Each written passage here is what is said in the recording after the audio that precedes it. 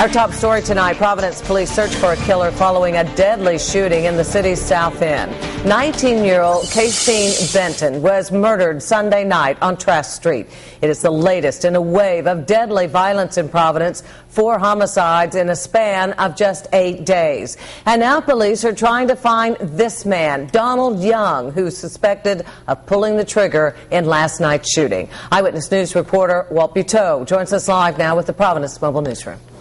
And we just found out that Young was the victim of a shooting in May of last year, the victim of another shooting in April of this year. This time he is the suspect. The victim was found on this side of the street. The shooting began from the other side of the street. That's where police say Donald Young was aiming at the victim's car. Police say 3 suspects shot at Casey Benton and his friend Terrell, and investigators say 19-year-old Donald Young is one of those suspects. Thought it was fireworks. The aunt of the friend who was also shot but is now out of the hospital says Benton was like a son to her, and she tells us the possible gang connection is a surprise. So I lost a son yesterday too.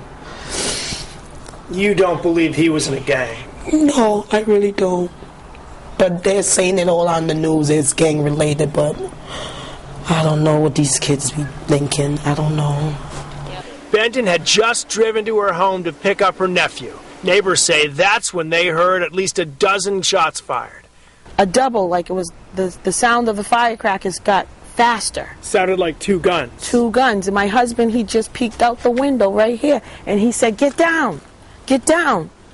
And I'm like, are you kidding me? There was too many shots being fired, and there was kids playing out here, and it was just a scene out of a movie or something. At first, everyone, including police, thought there was one victim, until they started looking for Benton.